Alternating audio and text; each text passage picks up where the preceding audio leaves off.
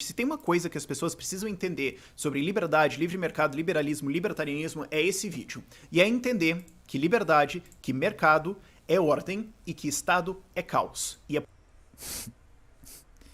Gostei. por isso que o mercado funciona e o Estado não. Vamos lá. Caralho. É isso, é categórico. O mercado funciona e o Estado não. Categórico. O menino foi categórico. Porra, só queria dividir aqui rapidamente. Depois de muito tempo, eu consegui fazer almoço. Tudo bem, são 4 da tarde, mas, porra, feliz demais, cara. Fazer uma comida da hora, com tempo, curtir ali o momento da culinária. Porra, é bom demais. Só queria dizer isso. Ó, e começou bem aqui. Instituto Mises Brasil, do qual o Rodrigo Constantino era editor. Uma empresa de criptomoedas. A imigração para Portugal, porque para você, né, liberal conservador, que é nacionalista, né, que é patriota, bandeira do Brasil, piu-piu, arminha com a mão, tem uma agência de imigração que patrocina o programa, né? Por quê? Porque livre mercado bom é livre mercado no capitalismo central, onde as coisas, onde a mecânica do capital funciona em favor desse grupo, né, desse seleto grupo de pessoas. Mas enfim, né, vamos continuar.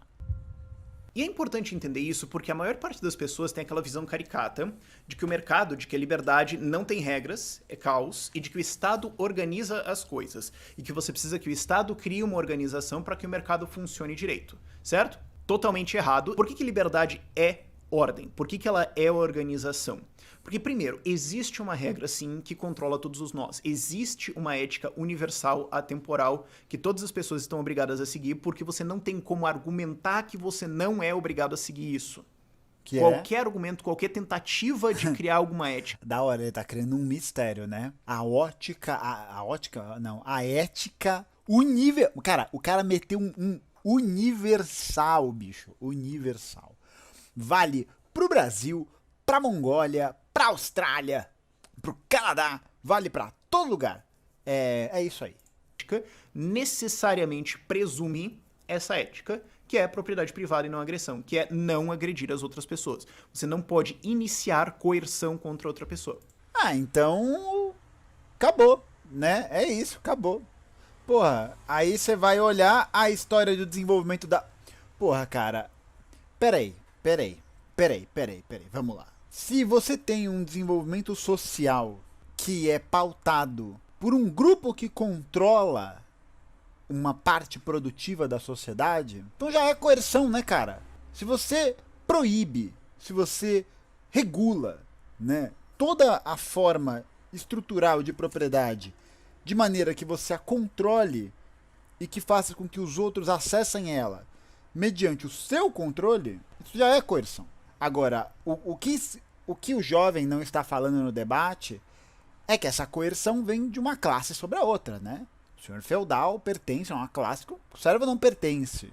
O burguês pertence à classe que o proletariado não pertence. Então não é um debate prévio de humanidade, né? Uma ética...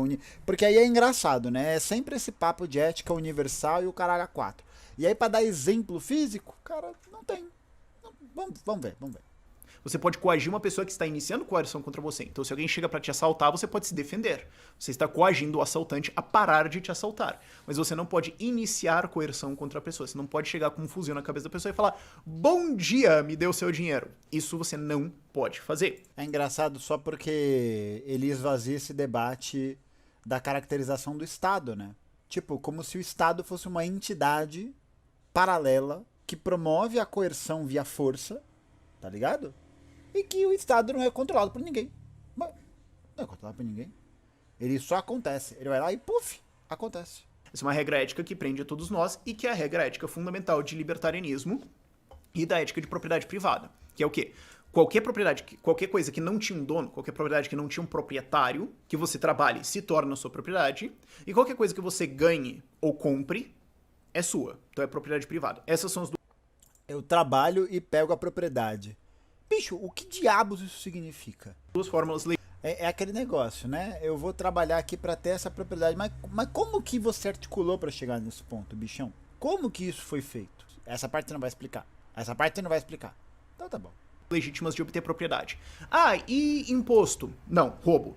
Ah, e escravidão? Também não vale. Ah, e se eu matei as pessoas? Também não vale.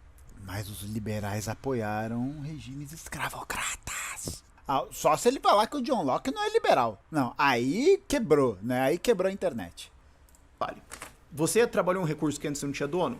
Sim. Você comprou alguma coisa ou recebeu de doação? Sim. Isso que vale, ok? É isso, recebeu de doação, cara. Olha isso aqui, velho. O cara fala, eu recebi de doação.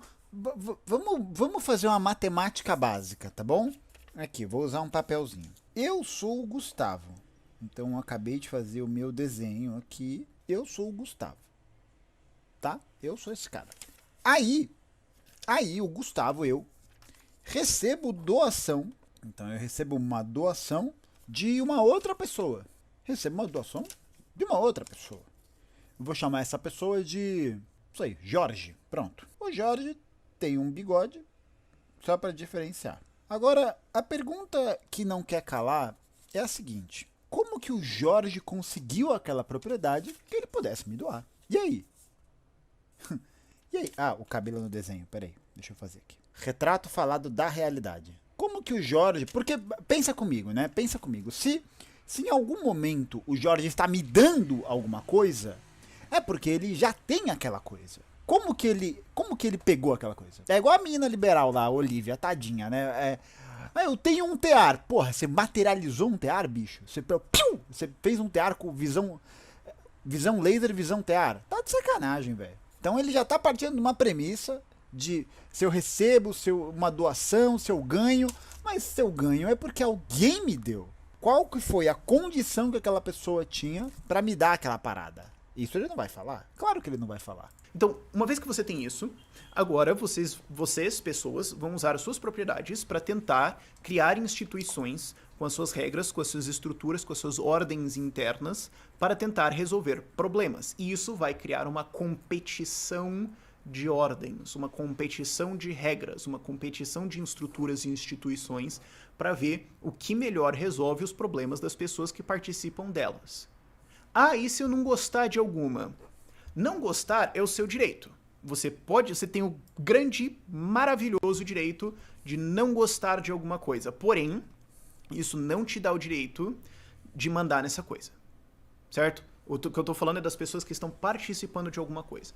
Exemplo, uma escola. Você fala, bom, a gente quer ensinar as pessoas, certo? A gente gostaria que as pessoas fossem mais bem informadas. Isso gera várias perguntas. Primeiro, quanto? Quantas horas a gente quer que as pessoas tenham de ensino? Algumas pessoas podem achar que 10 mil, algumas pessoas podem achar que 5 mil e algumas pessoas podem achar que 1.000, certo? Isso são estruturas diferentes, regras diferentes. A gente vai ter professores ou não? A gente pode ter uma estrutura que é só alunos e os alunos vão se ensinando. A gente pode ter uma estrutura mista, certo? Em que você tem professores, eles ensinam alunos, professores, esses alunos, professores ensinam alunos. A gente pode ter uma estrutura pura de professor e aluno. Pode ser. Qual delas a gente vai usar? Bom, qual delas você gostou mais? Essa é a minha pergunta. Qual delas? Certo? Você vai ter várias estruturas diferentes, com regras diferentes, com ordens internas diferentes, e você vai comparar elas e ver qual que eu gosto mais. Essa, então eu vou pra essa. Ah, não gostei de nenhuma. Ah, eu vou tentar criar a minha. Tudo bem, eu vou tentar criar a minha. Certo? E você vai tentando descobrir quais são as melhores regras, quais são as melhores estruturas, quais são as melhores relações interpessoais, contratos, que atingem esses objetivos que você que está participando dessa organização deseja atingir. Ele não fala de uma parte fundamental, né? Que é o seguinte. Primeiro, ele falou ali que quem detém e constrói essas propriedades vai tentar criar ordenamentos, e esses ordenamentos vão competir entre si, e é a partir da concepção de um ordenamento que melhor me serve que eu vou selecioná-lo e, portanto, ele será o ordenamento social vigente, né? Agora, ele não falou de algumas coisas, né? Primeiro, vamos lá. Primeiro, todo mundo participa desse ordenamento? Não, é claro que não. Você acha que os camponeses egípcios, né, a galera que era escravizada, subia pedra nas costas para construir a pirâmide, né? Aliás, gente, pirâmides importante construída por pessoas, tá bom? Pessoas escravizadas e tal, e não por aliens, beleza? Ponto importante. Você acha que essas pessoas estavam de acordo com esse ordenamento? Você acha que o escravo egípcio estava numa nice, pensou, pô, o cara tá me impondo aqui a força, né? Tá mandando eu subir pedra nas costas, eu vou fazer isso. porque eu acho que funciona pra mim. Cara, não. Tá errado, cara. Tá errado. Ele tá partindo de uma premissa totalmente irreal e totalmente de suposição. O cara tá trabalhando no campo da idealização de um processo histórico. Ele não tá levando em conta a materialidade das coisas. E aí o cara vai... Mano, o cara vai ser o Ronaldinho em 2005 no Barcelona. É drible pra cá, toca pro lado, olha pro outro, pra poder validar o seu pensamento. Exatamente, Priscila. As pedras das pirâmides eram doadas pelas pessoas. Elas eram doadas, né? É isso. Mas é isso, né? Ele não tá levando em consideração que, por mais que exista, né, essa premissa idealizada de, tem regras diferentes, né? Então eu posso... Aquilo que for melhor as pessoas vão escolher. Ele não está levando em consideração a coerção física. Ele não está levando em consideração a coerção de violência. Então ele já tá partindo de uma ideia que não tem nem pé e nem cabeça, tá ligado? Isso não faz sentido. Pô, aí ele vai falar, não, mas uma pessoa não pode coagir a outra. Então, ela pode. E ela faz isso. As organizações sociais são construídas a partir da coerção. Da classe dominante sobre a classe dominada. E aí que tá o ponto, né? Por que a coerção é uma parada necessária nesse sentido? Ela é necessária porque é ela que mantém a estruturação social coesa. Então a coerção, ela é uma coisa que acontece para que se mantenha uma estrutura social. Então o camponês egípcio, ele não vai receber as melhores terras. Mas por que ele não vai receber? Porque essas terras já pertencem a outra pessoa. Mas como que essa pessoa conseguiu essa terra? Não porque ela impôs um modelo mais racional, mais lógico, melhor, né, qualitativamente falando, de melhor qualidade. Não, ele impôs o seguinte, falou, esse pedaço aqui é meu, bichão, é meu. Suave? É meu. Essa fábrica aqui é minha. Tudo que vocês vão produzir é meu. Aí o cara vai falar, pô, não concordo. Alguém mais discorda? Alguém mais quer falar alguma coisa? Ou ainda, né, a coerção não precisa ser da violência militarizada. Ela é também, né? Mas ela vai ser simplesmente o fato de que se eu não me subjugar, então me colocar para trabalhar nesse lugar, eu simplesmente não vou fazer nada. Eu não vou viver. Porque eu não sei se vocês sabem, né? Não sei se esse cara sabe, com esse monte de coisa que ele tá falando, de coisas, né? De carambolas que ele está falando, que você precisa comer, você precisa se vestir, você precisa ter os recursos materiais para ter uma vida decente. Mas se eu sou privado desses recursos, como é que eu vou ter uma vida, bicho? Então você tem competição de ordem e delas saem as melhores, certo? Isso é o que o Murray Rothbard falava. A liberdade, a anarquia, ela tá ao nosso redor o tempo todo, certo? Porque basicamente tudo que você participa na sua vida opera dessa forma, certo? Vai num supermercado e me diz... Tudo que eu participo da minha vida acontece dessa forma? Não, cara! Eu não queria ter que trabalhar 8, 9, 10 horas por dia e morar de aluguel. Mas eu não tenho escolha. Que liberdade é essa, bicho? É aquela coisa lá do... A do José Paulo Neto, que ela fala que ele faz. Depois a gente pode até assistir aqui. Da Liberdade em Paris. Depois eu mando aqui. Diz que ele é bagunçado. Você pode até reclamar, o chão tá meio sujo, eu não gostei desse produto tá aqui e tudo mais, se é a tua opinião, beleza, mas fala pra mim que é bagunça. Não é bagunça. Tem uma regra interna. Ou mesmo quando você vai em algum mercado, daqueles mercados mais abertos, com uma coisa meio tipo Ceasa, por mais que tenha intervenção estatal em cima, mas enfim, alguma coisa assim. Não, tem regras aqui. Tem um jeito de operar dessa instituição, em que você tem regras explícitas e implícitas. Isso aqui tem uma ordem, ela pode funcionar ou não, e ela pode evoluir ou não. O que acontece no mercado é que ela tem a capacidade de evoluir, a capacidade das pessoas que participam dela falarem: eu acho que isso aqui não funciona. Vamos mudar? Pô, não me avisaram isso então. Que eu posso chegar num pico assim que não funciona e falar: isso não funciona, vou mudar. Vou mudar. É isso. Passa os créditos. Now the world don't move. Porra, cara. Pô, bicho, tá de brincadeira, né? Você tem a capacidade de outras pessoas entrarem e terem ideias novas. Você tem evolução respondendo às necessidades das pessoas. Eu acho muito legal porque o discurso liberal, ele é muito pautado por essa lógica meio não, né? Evolucionista, né? Quase uma grande concorrência, uma grande competição de todos contra todos. É muito interessante, né? Que ele segue uma linha bem darwinista, assim, de argumento, tá ligado? Bem nessa direção, assim, de se entender como uma competição, pá. É muito louco. é muito louco e explica mesmo, né, o porquê que os liberais vão apoiar esses regimes, essas coisas mais absurdas. Sim, Sofia, darwinismo social. É uma lógica bem que cruza bastante isso. Uma ideia de darwinismo social econômico, né, do mercado, mas não só do mercado, né, social, porque ele não está falando de mercado, ele está falando de ordem social, está falando de ordenamento. Está falando de ordenamento, ele está falando de ordem humana, né? Mas enfim, vamos continuar. Pessoas, certo? Você tem mudança, você tem melhoramento ao longo do tempo, conforme as necessidades das pessoas são ou não são atendidas. Então o que você tem, na verdade, é ordem para todo lado. Você tem uma porrada de regras, uma porrada de competição. Vai me dizer que um shopping não tem regras e é uma bagunça? Não é. Você tem. Mano, é muito louco porque ele pega uns exemplos muito aleatórios, né?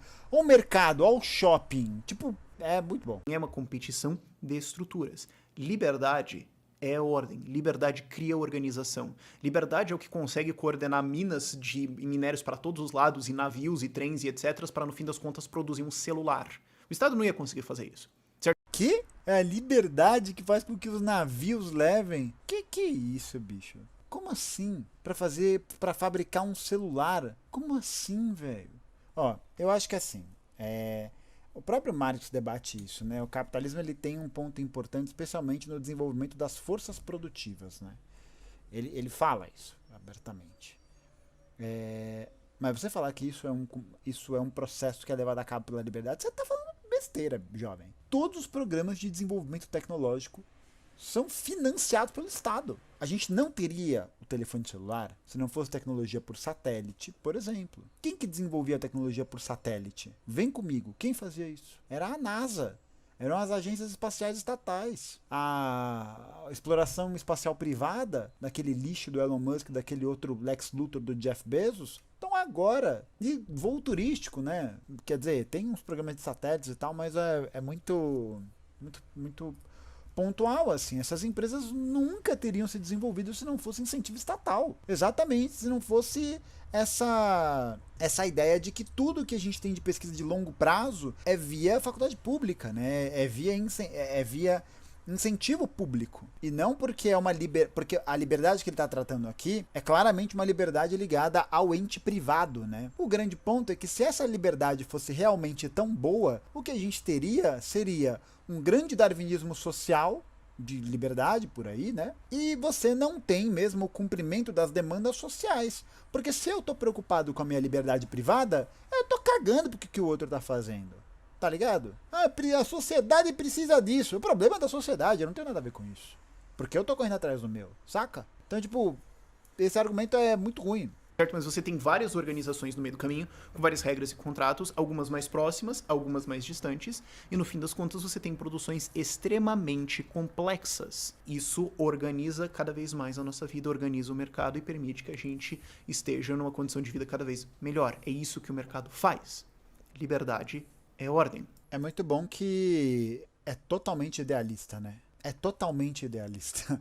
Ele está falando de um processo baseado em suposição, né? Baseado em expectativa. Ele não traz uma análise da realidade. O Estado é caos, porque o Estado é uma opinião com um fuzil. Meu Deus do céu. Começou bem, hein? Essa análise do Estado eu tô sentindo que vai ser boa. É isso. O Estado, ele chega assim e fala: mas eu não gostei. Mas tem essa escola aqui que a gente fez um sistema de professores e alunos, em que tem, assim, 6 professores, eles ensinam 100 alunos, esses alunos ensinam os próximos. E daí já chega alguém e fala: eu não gostei. Em liberdade de mercado, você ia falar: cara, é o seu maravilhoso, transcendental direito de não gostar de alguma coisa. Parabéns!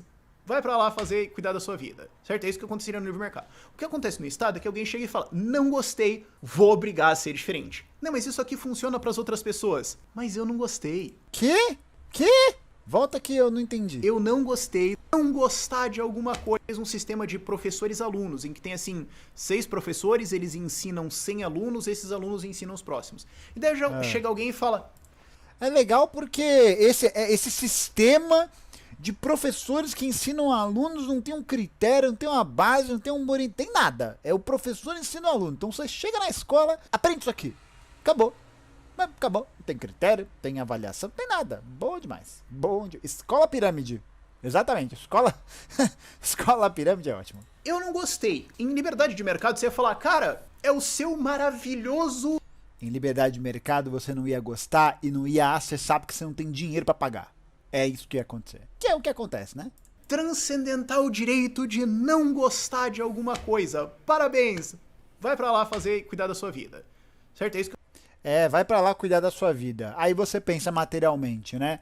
Eu preciso não é uma questão de eu querer. Eu preciso acessar essa escola porque não tem nenhuma outra aos arredores. O que eu vou fazer? Não vai fazer nada, porque você não pode acessar. que aconteceria no livre mercado. O que acontece no Estado é que alguém chega e fala, não gostei, vou obrigar a ser diferente. Corrente do bem. É boa. Caraca, saudades desse filme. Não, mas isso aqui funciona para as outras pessoas. Mas eu não gostei. Eu não gostei do resultado disso aqui. Eu acho que deveria ser diferente. E essas pessoas, não. Então, eu vou obrigar elas a fazer as coisas do jeito que eu gostaria de ser feito. É engraçado, né? Porque o cara tá literalmente, olha só, ele tá literalmente assumindo a persona do Estado como um ente privado, o eu. Né? Ele tá falando, o Estado sou eu, l'état c'est moi. Ele tá achando que o quê? Que a gente tá no Luís XVI? E nem o Luís XVI, quer dizer, o Luís XVI tinha realmente a palavra final, né? Mas ele era cercado por pessoas da sua classe, do seu grupo social, que tentavam fazer com que as suas determinações fossem cumpridas à risca e acabou. L'état c'est moi.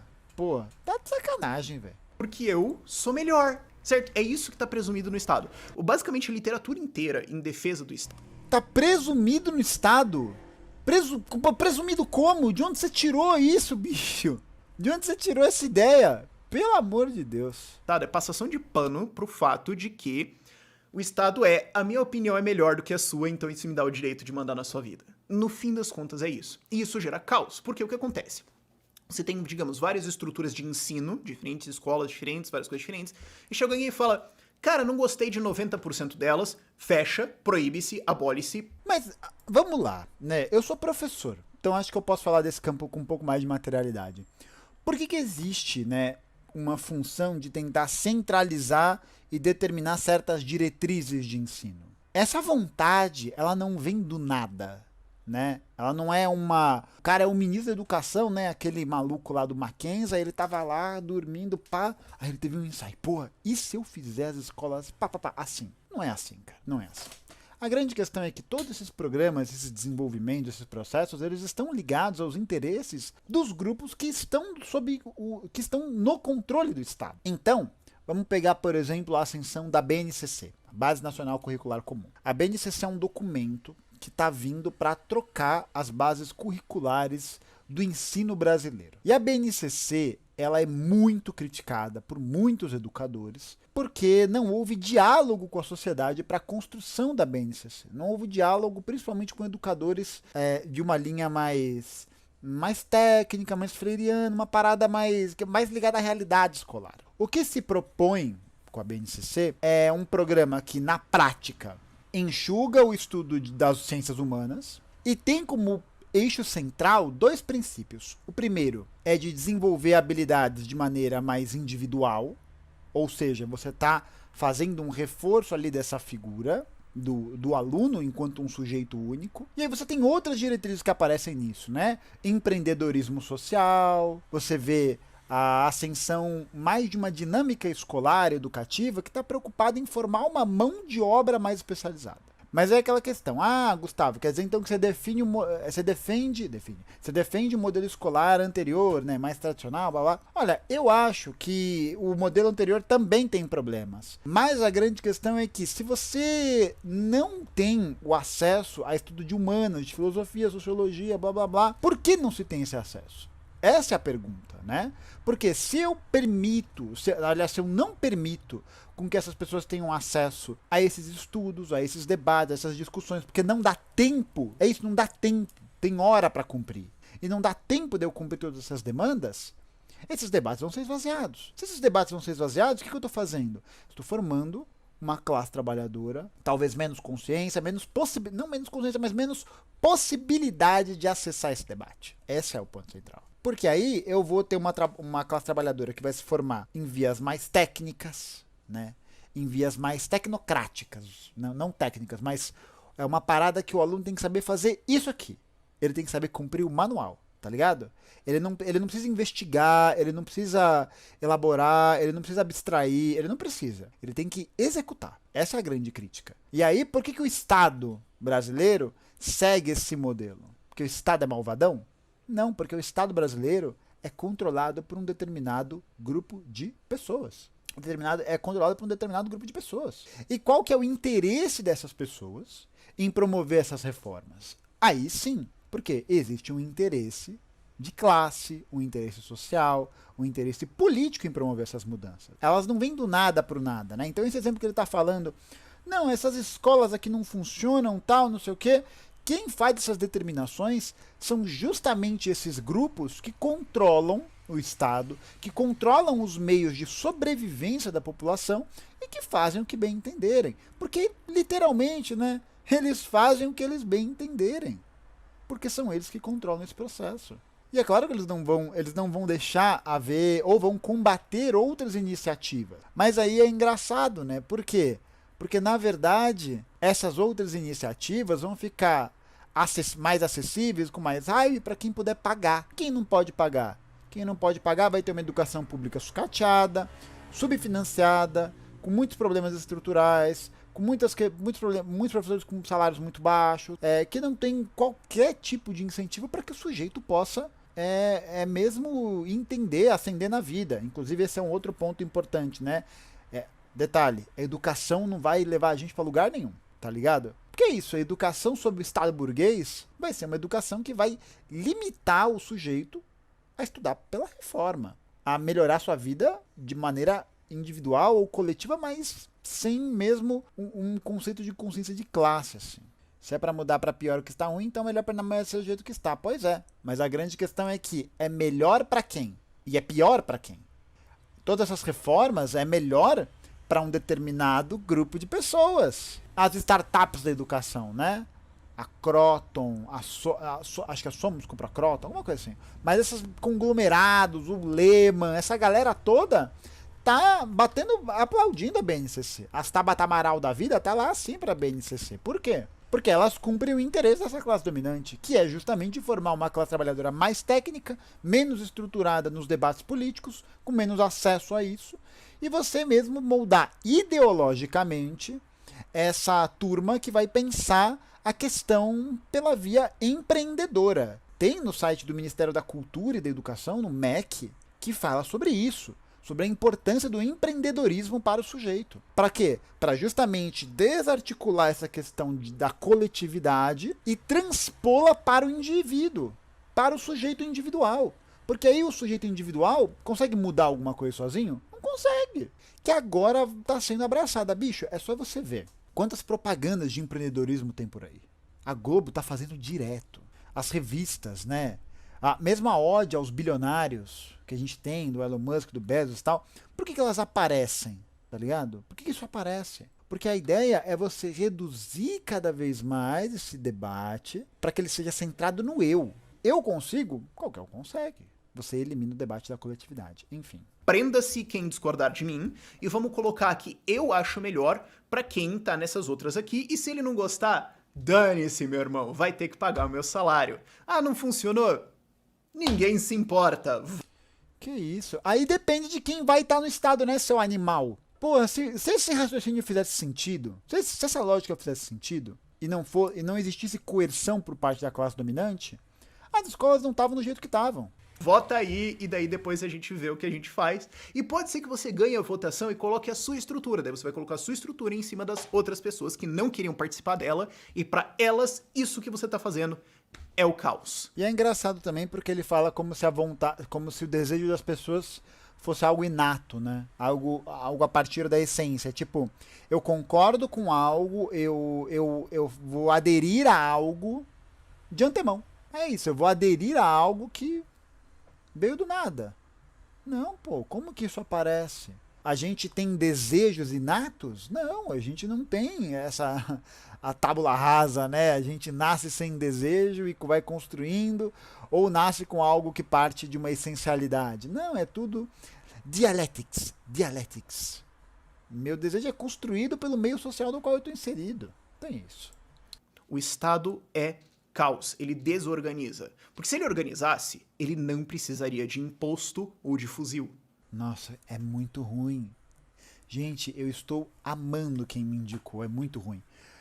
O Estado precisa de fuzil, sabe para quê? Para poder impor o ordenamento que está sendo construído pela classe que domina o Estado. E vai ter discordância. Isso vai acontecer.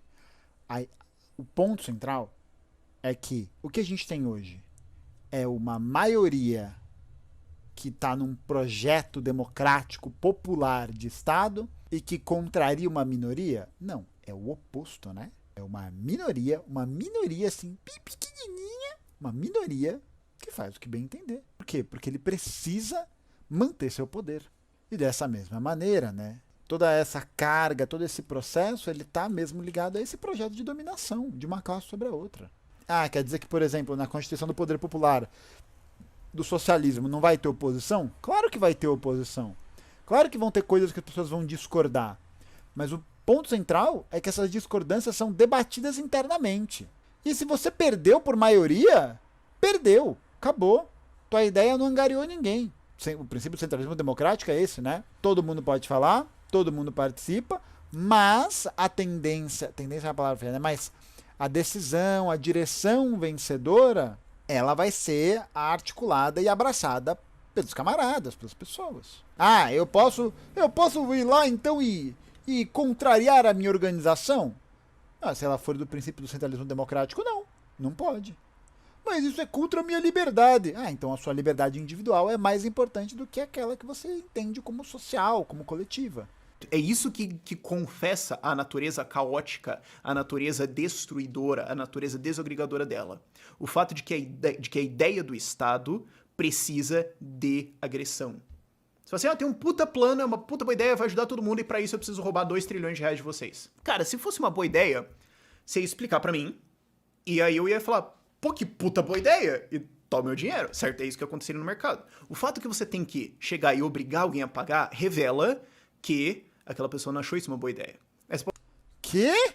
Nossa, é muito ruim. Meu Deus do céu, é muito ruim. Mais um exemplo tirado diretamente do... Vou falar, mas de novo caímos naquela presunção. A sua ideia é melhor do que as outras, das outras pessoas, e isso te dá o direito de meter a porrada nelas e pegar o dinheiro delas, e se elas discordarem, azar delas.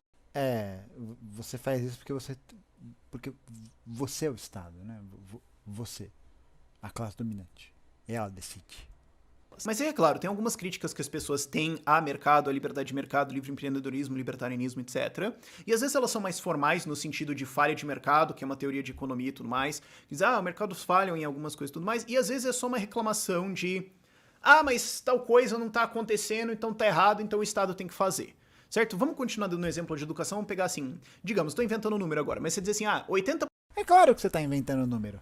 É lógico que você está inventando um número. É só o que você fez até agora, inventar coisa. Para que a tua teoria possa ter realidade. É só o que você faz, inventar coisa. Eu vou ficar inventando coisa também. Muito mais legal. 80% das pessoas no Brasil não passou pelo ensino superior, certo? Porque ele é muito caro, ou ele leva muito tempo, ou ele não tá naquele lugar super remoto que eu acho que ele deveria estar, certo? Então o mercado faz. Que lugar remoto? Em Júpiter? Em Netuno? O que ele tá falando? Falhou. Deu errado, então, né, o capitalismo não tá funcionando aqui, a liberdade de mercado não tá funcionando aqui, então o Estado tem que fazer. Perceba que tem uma presunção aí dentro. Existe... Logo você falando de presunção? Logo você? Existe uma presunção de opinião, existe um julgamento moral aí, que o que você está dizendo é mais pessoas deveriam estar fazendo isso, no caso, por exemplo, ir para a universidade, do que estão agora. E, porque elas não estão indo, deu errado. Essa é a minha opinião, né? E a minha opinião é fato, então como eu... A sua opinião é um fato. É isso, a sua opinião é um fato? Nossa, velho. Estou objetivamente certo, já que a minha opinião está objetivamente certa sempre porque eu sou uma pessoa melhor, o Estado deveria fazer isso. Certo? No fim das contas, esse é o argumento. Ninguém fala isso francamente assim, mas é o que acontece. Certo? A galera fala assim, mas eu acho que as faculdades são caras demais. Cara, eu acho que literalmente tudo é caro demais. Eu gostaria que o preço de tudo fosse 0 e que eu pudesse só pegar as coisas por aí. Qualquer coisa acima de 0, pra mim, eu já fico puto. Não. Vou ter que soltar aqui o widget. Não dá.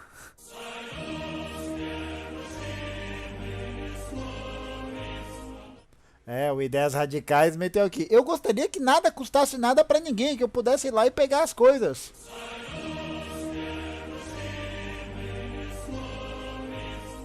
Só pra esclarecer, viu, gente? No socialismo ninguém pegava as coisas não, tá? Tem que trabalhar, tem que fazer e tal.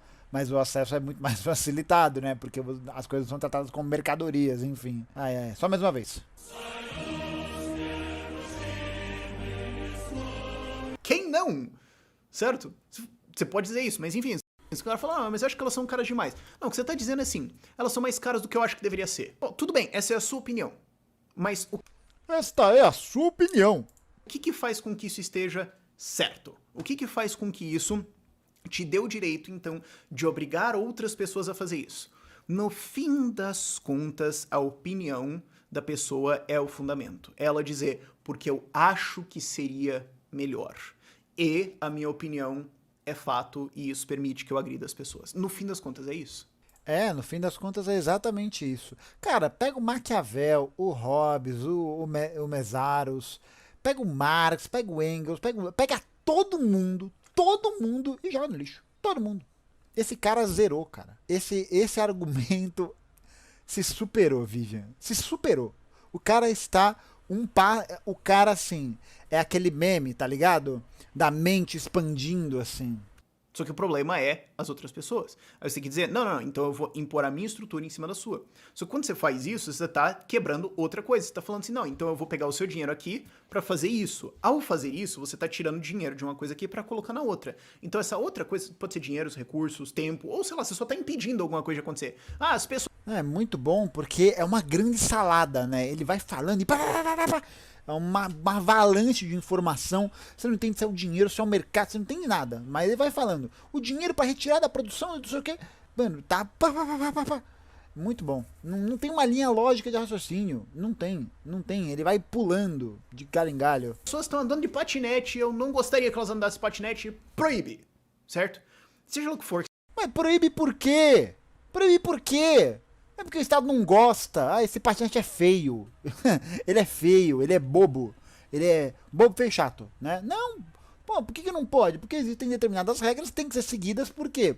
Porque a gente vive antes dessa insanidade que ele está falando. A gente é ser, né? Em particular, principalmente, porque a gente é um ser social, né? A gente convive, a gente é entendido como espécie porque se organiza coletivamente, se organiza socialmente antes de se organizar enquanto indivíduo. Antes. Bem antes, né? Porque o indivíduo sozinho é fraco, o indivíduo não tem capacidade de sobrevivência. A coletividade permite com que haja uma coesão, permite com que haja uma defesa, esse pacto civilizatório permite com que haja uma maior estruturação da garantia da vida. Que é isso, né? Na trocação franca, quem ganha? Um ser humano ou um tigre dente de sabre? Ou um tigre? Ou um elefante? Quem ganha na trocação? Na trocação, né? Falando trocação, sai na porrada. Quem ganha? Que você está fazendo, você está perturbando outra ordem, você está perturbando outra organização, outra estrutura institucional que outras pessoas participavam e que funcionava para elas melhor do que as outras coisas, senão elas não estariam lá. E fazendo isso, você piora a vida das outras pessoas. Necessariamente. Não importa o que você faça. Por quê? Porque tem... pergunta aí pros camponeses soviéticos o que eles acham da vida da época do czar e na época da União Soviética. Pergunta para ver qual ordenamento social eles preferem, né? É o ordenamento do czarismo ou o ordenamento soviético? Pergunta qual que eles vão preferir. Pergunta. Tá de sacanagem, velho. Sim, o Cauê existe, esse Cauê é real. E, coitado, Cauê sofre opressão do trabalhador. Jones Manuel oprime Cauê. É difícil. Agressão no meio. Não é, mas é nesse caso. Não é. Sempre. Sempre que o Estado age, sempre que alguma coisa é feita pra dizer assim, mas isso aqui não tá do jeito que eu gostaria, você está atrapalhando outra coisa que as pessoas prefeririam fazer mais do que essa que você gostaria que fosse feito, por isso que inclusive não tá sendo feito, estão fazendo aquela outra coisa que você quer parar. Cara, é impressionante. É impressionante como ele vai pra lá e pra cá. É impressionante. Como não tem uma lógica. Não tem. É um negócio maluco. Necessariamente. E ao fazer isso, você está piorando a vida de todas as pessoas. Isso está lá no livro Governo e Mercado do Murray Rothbard, vai estar lá na descrição também, mas é um insight também muito importante. Toda vez que alguém tenta organizar alguma coisa com o Estado, não só você não está organizando nada, como você está destruindo outra organização. E isso vira, no fim das contas, uma falácia de Nirvana, de falar assim, mas o mundo perfeito, na minha opinião, seria assim. Uma falácia do quê? Falácia de Nirvana? O que é isso? Ah, não. Ah, não. É uma falácia liberal? Quando você compara uma situação real com uma proposta idealizada, moleque. Quem que tá fazendo isso até agora? Ah, não. Nossa, os jovens hegelianos Não, jovem hegeliano não, né? Coitado, o cara é um platônico. Um platônico. Puta, o cara é um platônico de direita, velho. Então, tem que fazer isso. Pô, não necessariamente, mesmo que fosse, isso não te dá direito a nada. Tem outras coisas mais importantes agora. Respeite isso. Eventualmente a gente vai chegar nessa coisa que você acha importante. Talvez não. Mas, se fosse realmente a prioridade das pessoas agora, elas estariam fazendo isso. O fato de que elas não estão revela que talvez a sua opinião esteja errada. E se você realmente acha que a sua opinião está certa, explique ela para as pessoas, consiga consentimento, consiga os recursos dela, consiga que elas participem com você nisso que você quer fazer. Esse é o jeito ético de fazer as coisas e é por isso que liberdade funciona e o Estado não. Por esse... Pô, bom demais. É por isso que o livre mercado funciona. Porque as pessoas querem. Porque é melhor. Bom demais.